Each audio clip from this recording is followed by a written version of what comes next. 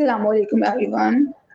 I am Dr. Mariam Tahir, internationally registered physiotherapist, director, CEO, and founder of PMC Professionals Hub, an extension of PMC Physio Medical Clinic. Now, I warmly welcome you all to today's academic session.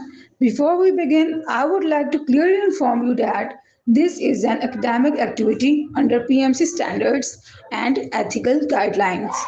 Please listen attentively and note down the required codes in the correct sequence, as they will be essential for certification. The certification submission form will be activated immediately after the recording ends. Only those who respond within 1 hour will be considered eligible. Kindly maintain professionalism in the live chat and focus on learning. Now, without further delay, let's begin our session today. Assalamu alaikum. Hope you all are doing well. I'm Dr. Akshay Jaz, physiotherapist at Rafiq Medical Complex, Gujranwala. First of all, I would like to thank Dr. Mariam Tahir for providing me this opportunity to speak in this webinar. Today, I'll be discussing a very common topic we encounter in physiotherapy practice, that is rotator cuff pathologies and impingement syndrome. And I think in our clinical practice, the most frequent musculoskeletal complaint is related to shoulder. And among the various causes, rotator cuff disorders present a major proportion. So let's begin. By the end of this session, we all will be able to understand what are rotator cuff pathologies, how can we differentiate tendinopathy from a rotator cuff tear, what is subacromial pain syndrome and how it affects the shoulder mobility and movement, what is the evidence-based protocol that we use for a patient with rotator cuff pathology. We'll understand the loading principle for the tendon rehabilitation and how we'll progress our protocol for a safely return to activity or a safely return to sports for athlete or any client that has shoulder cuff pathology.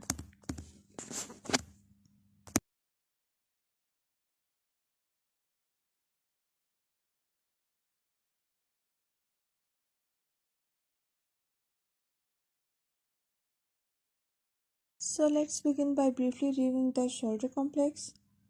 As we all know that shoulder is one of the most mobile joint in the body, but this mobility comes at the cost of stability. Shoulder complex actually consists of 4 joints, which include glenohumeral joint, acromioclavicular joint, sternoclavicular joint, and scapulothoracic joint.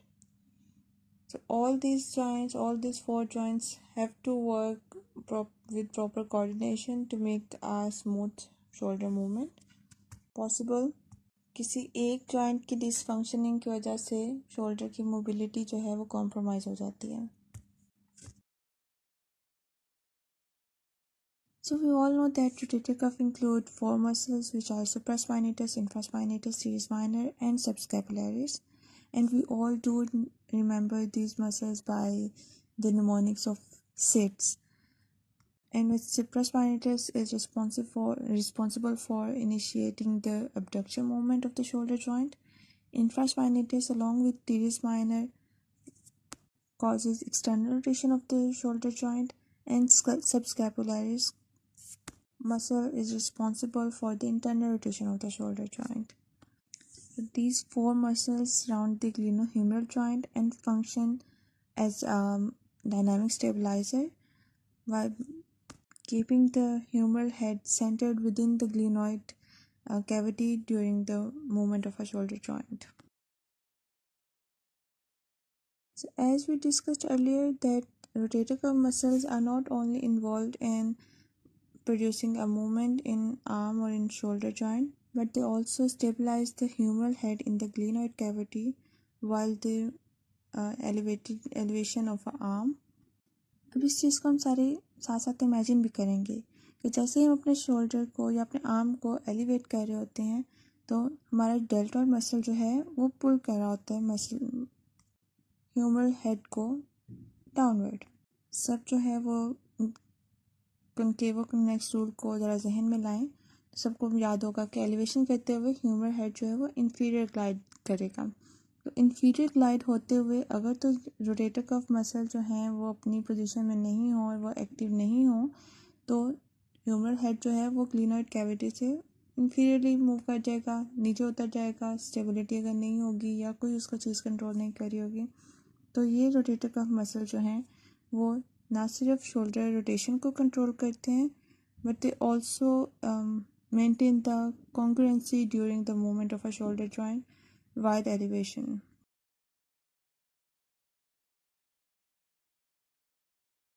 In our clinical practice, the most common rotator cuff disorders that we encounter include tendinopathies, partial or full thickness tear, subacromial bursitis. So many of these conditions fall under the broad category of subacromial pain syndrome. एक एक करके अब हम इनको आहिस्ते अगली slides में जो है वो देखते हैं। In our clinical practice, the most common rotator cuff disorders that we encounter include tendinopathies, partial or full thickness tear, subacromial bursitis. So many of these conditions fall under the broad category of subacromial pain syndrome. एक एक करके अब हम इनको आहिस्ते अगली slides में जो है वो देखते हैं। What is rotator cuff tendinopathy? As you all know, tendinopathy is a degenerative condition caused by repetitive loading or microtrauma to a tendon, which may result in tendinitis, which is acute inflammation of a joint, tendinosis, which is chronic degenerative condition or wear and tear of a tendon, or tenosynovitis, which is inflammation of a tendon sheath. So repetitive loading overloading की वजह से या micro trauma की वजह से जो changes tendon में आती हैं उनमें क्या शामिल है उसको देख लेते हैं। कोलेजन डिसऑर्गेनाइजेशन या कोलेजन डिस्ट्रप्शन स्टार्ट हो जाती है, टेंडन थिकनिंग स्टार्ट हो जाती है क्योंकि न्यूरोवेस्कुलाइजेशन जो कि एबनॉर्मली ग्रोथ हो रही होती है वेजल्स की ऐसे एरिया में जहाँ वेयर एंड टियर स्टार्ट हो चुका हुआ है या बॉडी का जो हीलिंग रिस्पॉन्स है या वोंड हीलिंग रिस्पॉन्स वो फेल हो चुका है तो ये कंडीशन जो है अल्टीमेटली टेंडनोपैथी की तरफ लेके जाती है।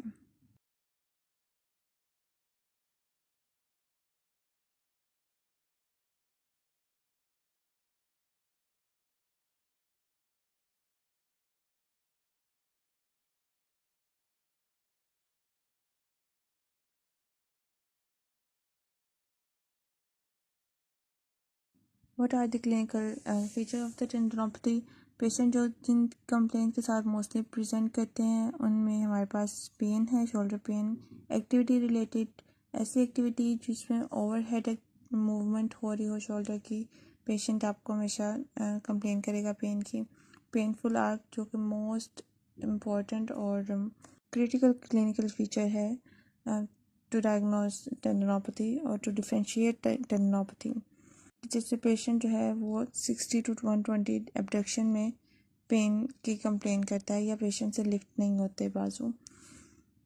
मसल स्ट्रेंथ जो है वो नहीं रहती, मसल एमएमटी जब परफॉर्म करते हैं पेशेंट जो है वो आपके ग्रेड 3 में फॉल नहीं कर रहा होता या ओवरहेड एक्टिविटी करते हैं पेशेंट को पेन आती है। तो ये हमारे पास क्लिनिकल फीचर्स हैं जो कि मोस्टली पेशेंट प्रेजेंट करते हैं। एक चीज़ और इधर डिस्कस करना चाहूँगी मैं कि चूँकि पेशेंट जो है वो अबडक्शन करते हुए 160 डिग्री से अबव लेके जाने की कोशिश करता है, उसको पेन आती है, वो गिव अप कर देते हैं।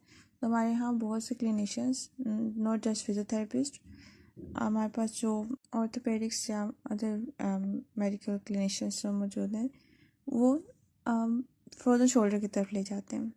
फ्रोज़न शोल्डर, हर शोल्डर की रिस्ट्रिक्शन जो है पेशेंट फ्रोज़न शोल्डर नहीं हो सकती। फ्रोज़न शोल्डर के लिए हम लोग को कैप्सुलर पैटर्न भी चेक करना होता है और साथ में चूँकि हमारा शोल्डर जॉइंट एक कॉम्प्लेक्स जॉइंट है, इसमें हमारे पास 4 किस्म के जॉइंट मिलके एक कॉम्प्लेक्स बना रहे हैं और वो मूवमेंट को कंट्रोल कर रहे हैं, तो हमें हर एक को रूल आउट करना है। हमारे पास जो स्पेशल टेस्ट हैं उनको अप्लाई करते हुए हमें एक प्रॉपर असेसमेंट के बाद पेशेंट को डायग्नोसिस की तरफ, मैं तो डायग्नोसिस का भी नहीं कहती, मैं कहती हूँ जो क्लिनिकल हमारे पास प्रेजेंटेशन है उसको क्लियर करने के लिए हमें सब टेस्ट परफॉर्म करके फिर पेशेंट का जो प्रोटोकॉल है उसको डिज़ाइन करना है, जो कि मोस्ट प्रोबेबली आपका डायग्नोसिस की तरफ लेके जाता है। सिर्फ पेशेंट को ये कह देना कि बाजू उठाओ और बाजू उठाने पे पेशेंट रोक ले या पेन की कंप्लेन करे तो उसको फ्रोज़न शोल्डर करके वहाँ आपका डायग्नोसिस क्लियर नहीं होता। तो बस ये थोड़ी सी मुझे हर जगह से कंप्लेन मिली है, तो मुझे लगा कि मुझे यहाँ डिस्कस करनी चाहिए।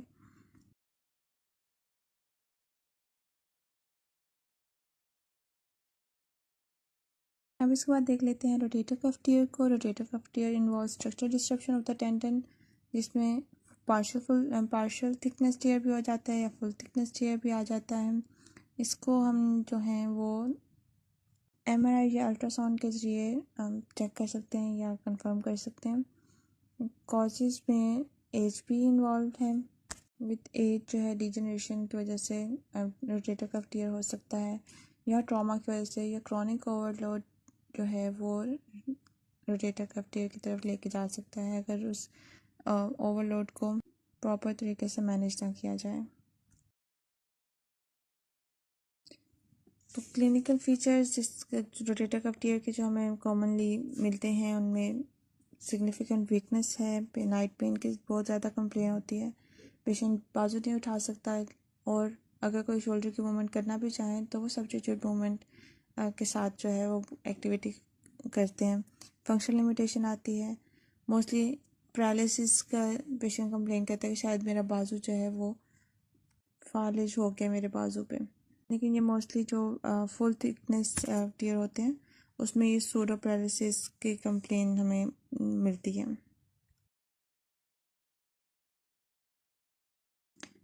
So there is a comparison between tendinopathy and tear. Tendinopathy is a degeneration of a tendon due to the overuse or repetitive trauma, where the tear is a complete or partial rupture of the fiber, rupture of the tendon.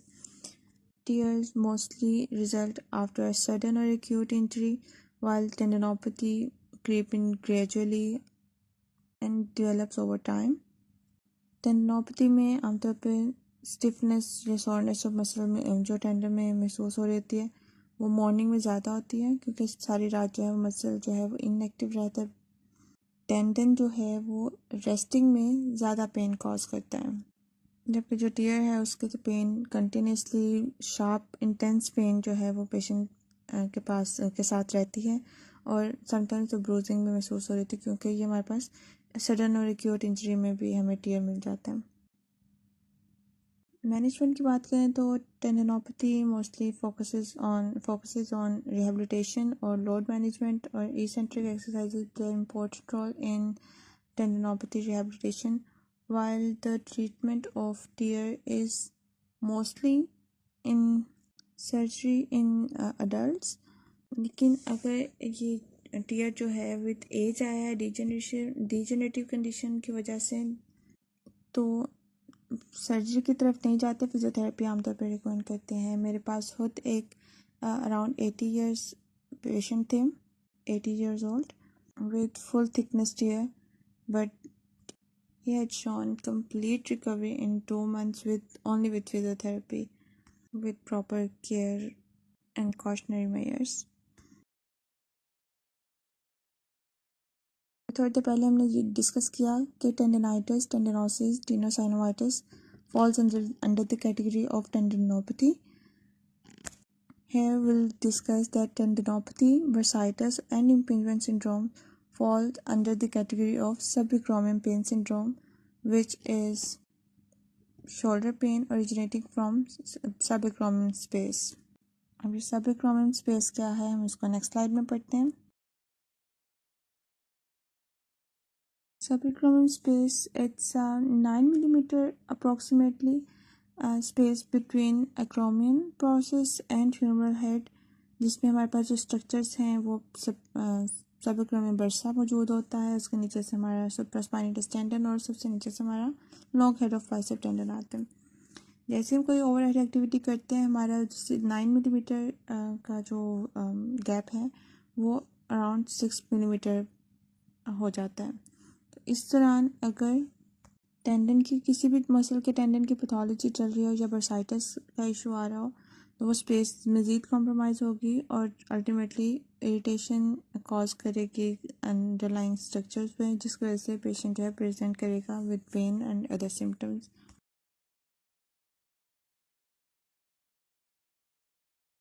What are the clinical presentation of subacromial pain syndrome? Include lateral shoulder pain, pain during overhead movement, night pain, painful arc. अब यहाँ वो बात दोबारा दोहराती हूँ मैं, जो मैंने तो कुछ स्लाइड्स पहले बात की कि हमें पेनफुल आर्क भी हमने देख लिया है कि वो कब होता है, जब हमारे पास रोटेटर कफ टेंडनोपैथी है। नाइट पेन हमें टीयर में भी मिल रही है, हमें टेंडनोपैथी में भी मिल रही है। ओवरहेड मूवमेंट भी हमारे पास रोटेटर कफ भी हो सकता है, बर्साइटिस भी हो सकता है और बाइसेप्स टेंडनाइटिस भी हो सकता है। लेटरल शोल्डर पेन हमारे पास एक्रोमिन प्रोसेस के पेन भी हो सकता है, इन्फ्लेमेशन अगर जॉइंट में हो गई है, बोन में हो गई है, या हमारे पास टेंडन या बर्सा की पेन भी हम लोग को लेटरली शोल्डर में महसूस होती है, या even deltoid muscle belly of deltoid मेरे को ट्रिगर पॉइंट बन गया है तो वो भी हो सकती है। तो इन सब चीज़ों को ये हमारे पास एक वैरायटी ऑफ डिजीज़ हमारे पास सामने हैं, जिसको हम लोगों ने अपनी असेसमेंट के ज़रिए और रूल आउट करना है कि कौन से स्ट्रक्चर की जो है पैथोलॉजी वो एक्टिव है।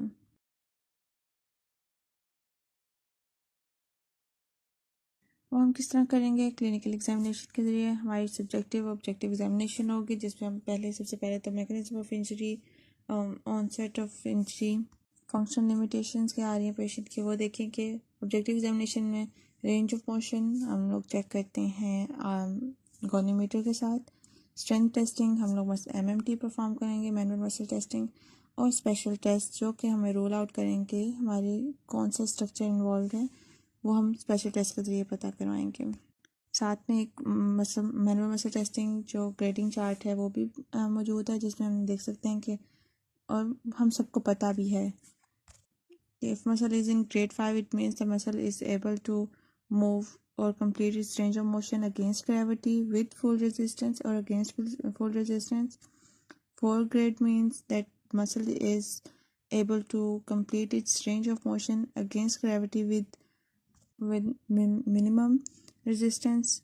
Grade 3 means that muscle is able to complete range of motion against gravity, but there is no resistance involved in it. Grade 2 means that patient completes its range of motion when the gravity is eliminated, but if gravity is involved, there is partial range of motion. Grade 1 means there is only contractility in the muscle, even when there is elimination of gravity, where there is no resistance, but there is just a flickering movement in the muscle. And 0 means there's no motion, there's no movement, or there's no contractility in a muscle. So the most common special test for the rotator cuff injuries or pathologies include near impingement test, in which patient is sitting while the therapist passively internally rotate and fully abduct the arm of the patient.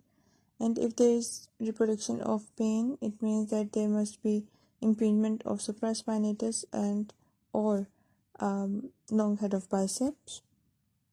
Then comes Hawkins-Kennedy test, which is also for the rotator cuff tendinopathy assessment, impingement assessment, in which patient is in sitting position with the flexed arm at 90 degree and elbow also flexed at 90 degree.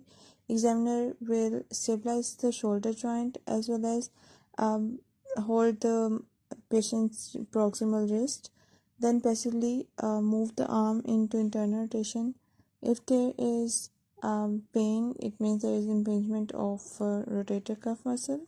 The next test is empty current test, in which patient is in standing position while patient is in sitting position and The arm is 90-degree abduction with 30-degree horizontal adduction.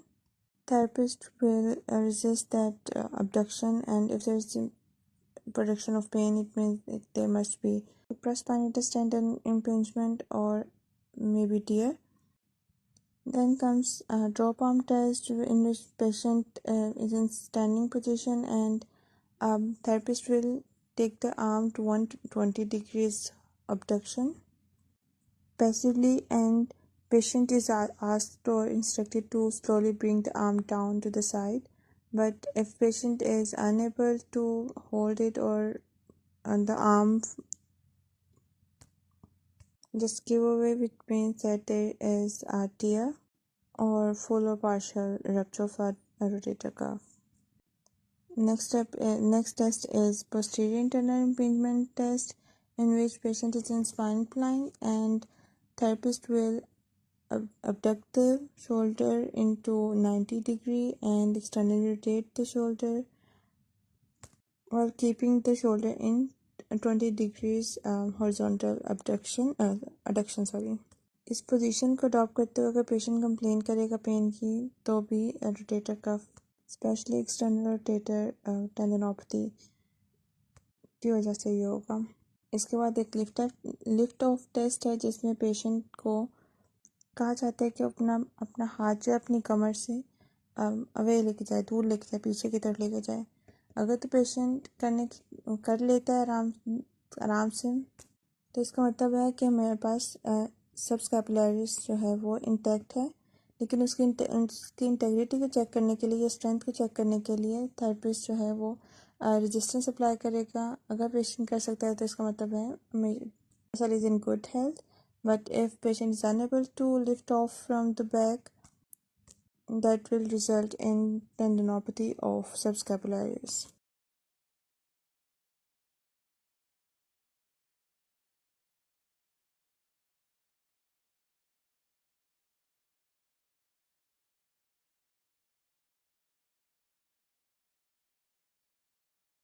After discussing the assessment of the or special test for the rotator cuff tendinopathies or pathologies, let's start the rehabilitation principle. Current evidence strongly supports that exercise therapy is the primary treatment for rotator cuff pathologies. Also, rehabilitation should focus on gradual loading, strengthening, and restoration of a normal shoulder mechanics. Also, progressive strengthening improves outcome means that during the rehabilitation protocol formation, it should be kept in mind that always follow the overloading principle, which means that we gradually increase the resistance or load to the tendon during its recovery period.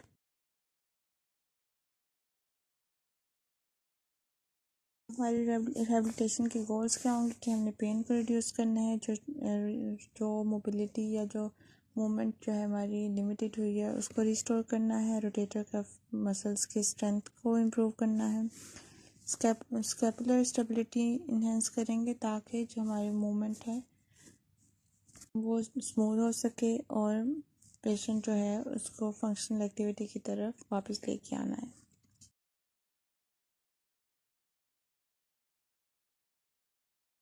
So rotator cuff टेंडनोपैथी या pathology के जो rehabilitation programme है उसको हम 3 phases में divide करते हैं। Phase 1 जो है वो हमारा पेन रिडक्शन या मोबिलिटी इम्प्रूवमेंट के लिए होता है। फेज़ 2 में जो है हम स्ट्रेंथनिंग की तरफ जाते हैं मसल के, और फेज़ 3 में हम एडवांस स्ट्रेंथनिंग या रिटर्न टू वर्क या रिटर्न टू स्पोर्ट्स जो है उसकी तरफ वो हमारा मकसद होता है, वो गोल अचीव करना होता है हमने। फर्स्ट ऑफ ऑल फेज़ 1 की बात करें तो हमारा ये 0 to 2 या 3 वीक्स जो है वो प्रोटोकॉल चलता है, जिसमें हमारे पेन मैनेजमेंट जो है मेजर हमारा गोल होता है, जिसमें हम सिंपल आर्म्स के ज़रिए या जेंटल रोटेटर कफ एक्टिवेशन आइसोमेट्रिक्स के ज़रिए एक्टिवेशन करवाते हैं रोटेटर कफ की। एनसेड्स और इलेक्ट्रोथेरेपी के ज़रिए हम पेन को मैनेज करने की कोशिश करते हैं। साथ ही में पेशेंट एजुकेशन बहुत ज़रूरी है ताकि जो एक्टिविटी मॉडिफिकेशन है वो आप पेशेंट को गाइड करें और पेशेंट उसको फॉलो करे, ताकि कम से कम जो है वो रिपीटेटिव ट्रॉमा होने के चांसेस जो हैं वो कम हो सकें। फेज़ 2 में जब हमारे पास पेन रिड्यूस हो जाती है, मोबिलिटी हमें मिलना शुरू हो जाती है, तो हम मसल के स्ट्रेंथनिंग पे काम करते हैं, जिसमें हमारे पास, चूँकि हम रोटेटर कफ्स की बात कर रहे हैं, तो हम लोग एक्सटर्नल रोटेटर्स के स्ट्रेंथनिंग पे काम करेंगे, इंटरनल रोटेटर्स को की स्ट्रेंथनिंग करेंगे, साथ ही साथ स्कैपुलर रिट्रैक्शन एक्सरसाइजेज इन्वॉल्व करेंगे, और सेरेटस इंटीरियर एक्टिवेशन जो है या स्ट्रेंथनिंग बहुत ज़रूरी है। इसके बारे में हम थोड़ा सा आगे जाके पढ़ते हैं, क्योंकि हमने जैसे पहले डिस्कस किया था कि शोल्डर मोबिलिटी जो है वो किसी एक जॉइंट का काम नहीं है, ये कॉम्प्लेक्स है जिसने अपने कोऑर्डिनेशन के साथ चल के मूवमेंट जो है वो पॉसिबल बनाना है। तो सेरेटस इंटीरियर या स्कैपुलर की मोबिलाइजेशन और स्कैपुलर मसल्स की स्ट्रेंथिंग जो है वो हम फेज़ 2 में जिसमें स्टार्ट करवाते हैं, और ये फेज़ हमारा मज़ीद 3 से 4 वीक जो है वो चलता है। इसके बाद हमारा जो फेज़ 3 है वो है एडवांस स्ट्रेंथनिंग का, या रिटर्न टू एक्टिविटी और फंक्शनल इम्प्रूवमेंट का। इसमें हमारा मेन फोकस ये होता है कि रेजिस्टेंस ट्रेनिंग ऐड कर दी जाते हैं, ताकि मसल की स्ट्रेंथ जो है उसको रिस्टोर किया जा सके। क्लोजन स्टेबिलिटी एक्सरसाइजेज इन्वॉल्व की जाती हैं इस स्टेज में, और फंक्शनल एक्टिविटीज़ को जो है वो स्ट्रेंथन किया जाता है।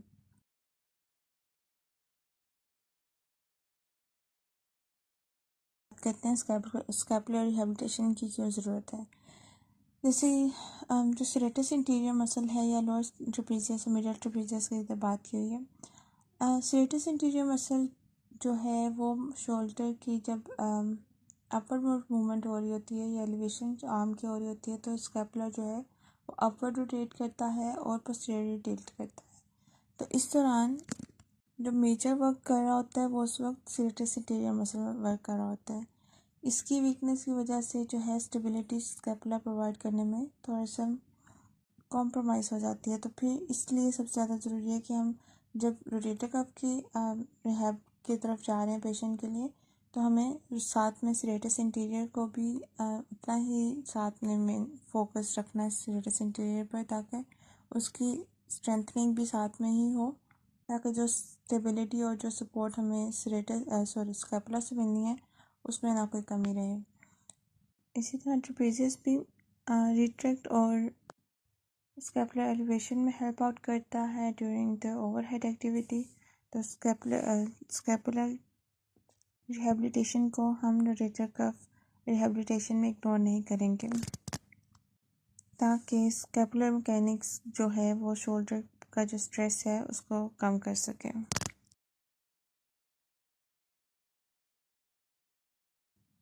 अब जिस चीज़ का हमें सबसे ज़्यादा ख्याल रखना है वो है tendon loading principle. Tendon will always respond to gradual mechanical loading. If we load the tendon beyond its limit, that tendinopathy will convert into tear. So what to keep in mind while finalizing the protocol rehabilitation is to avoid prolonged rest of the tendon. Always use a progressive overloading phenomena and increase the resistance gradually. In the next slide, we'll learn how we progress our tendinopathy rehab. So in this slide, we'll learn how we can incorporate this tendon loading principle into our rehabilitation program. As we discussed earlier in phase 1, that in phase 1 for 0 to 2 or 3 weeks, we'll just deal with pain and initially loading of their muscle. For that, the parameter we used is 5 repetition for 45-second hold, and only 70% of the muscle contraction is being performed by the patient, and we'll ask the patient to follow this twice or thrice a day. Patient अगर 5 repetition exercise की 5 repetitions को 45 second के लिए sustain करने में कामयाब हो जाते हैं, और ये पेशेंट की पेन को वर्स नहीं करता तो फिर हम इसको जो है नेक्स्ट स्टेज की तरफ ले जाते हैं, which is eccentric loading, and it means we are moving towards our phase 2, which is strengthening phase. Eccentric exercises में हम आइसोटोनिक एक्सरसाइजेज को इन्वॉल्व करेंगे, जिसमें हम मसल की वेट होल्डिंग कैपेसिटी को या टेंडन की वेट होल्डिंग कैपेसिटी को इम्प्रूव करेंगे और बिल्ड करेंगे। तो द पैरामीटर्स जो कि इस फेज़ के लिए हमारे पास प्रपोज हैं वो हैं 3 to 4 sessions per week performed every other day. और इसमें हम जो लोड है वो उसमें इस तरह होता है कि 15 रेपिटेशंस के साथ 15 रेपिटेशन मैक्सिमम के साथ हम लोग जो है 3 to 4 सेट्स से परफॉर्म करवाना शुरू कर देते हैं। और ऐसे ऐसा प्रोग्रेस करते हुए, जिसको हम लोग हैवी लोड रेजिस्टेंस ट्रेनिंग कहते हैं, हैवी स्लो रेजिस्टेंस ट्रेनिंग कहते हैं, इसमें पेशेंट को हम प्रोग्रेस करते हुए 6 रेपिटेशन मैक्सिमम के साथ 3 से 4 सेट्स परफॉर्म करते हैं। अगर पेशेंट ये करने के काबिल हो जाए तो इसका मतलब है कि जो हमारी जो स्ट्रेंथनिंग फेज़ था वो पेशेंट ने उसके गोल्स अचीव कर लिए हैं। अब हम मूव करेंगे towards the third phase, which is energy storing loading या फंक्शनल रिहेबिलिटेशन, जिसमें हमारा मेन फोकस ये है कि पेशेंट जो है वो अब गुड स्ट्रेंथ और गुड लोड टॉलरेंस के साथ जो है वो एनर्जी स्टोर एक्सरसाइजेस की तरफ आएगा। इसमें क्या हमारे जो प्रोटोकॉल में क्या शामिल हो जाते हैं, हमारे पास मुख्तलिफ प्लायोमेट्रिक्स एक्सरसाइजेस शामिल हो जाती हैं, या फिर हाई लोड एक्सप्लोसिव्स या रैपिड मूवमेंट्स जो है वो इनकॉर्पोरेट हम कर देते हैं ग्रेड फेज़ 3 में।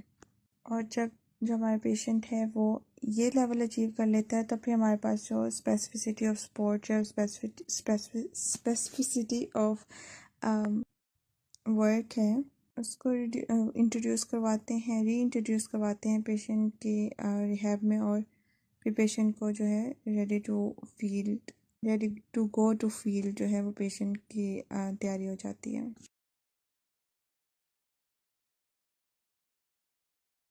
सब में लेकिन हमें इस चीज़ का ख्याल रखना है कि पेशेंट जब एक्टिविटीज़ परफॉर्म कर रहा है फेज़ 1 से लेके फेज़ 4 तक, हमारे पास पेशेंट की जो पेन एक्सेप्टेबल लेवल है जो ड्यूरिंग एक्टिविटी है वो 0 to 5 रहना चाहिए out of 10।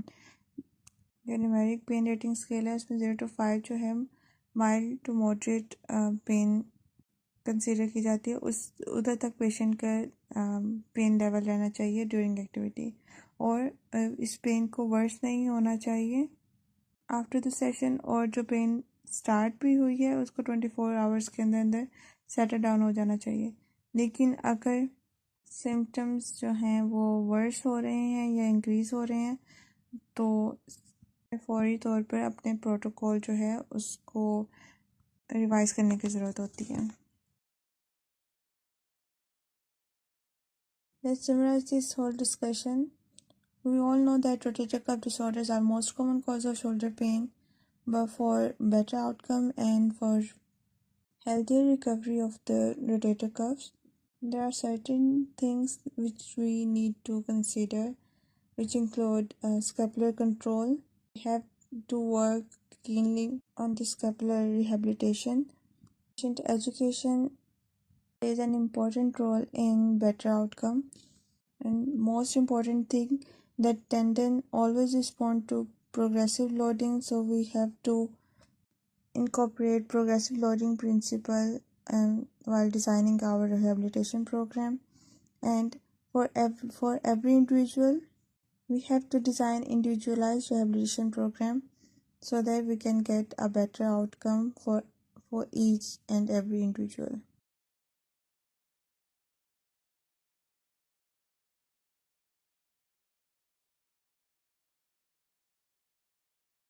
Thank you very much. This is all for today. If you have any query, you can write in the comment box. I'll respond there, inshallah. And for certification, kindly contact on WhatsApp number within an hour.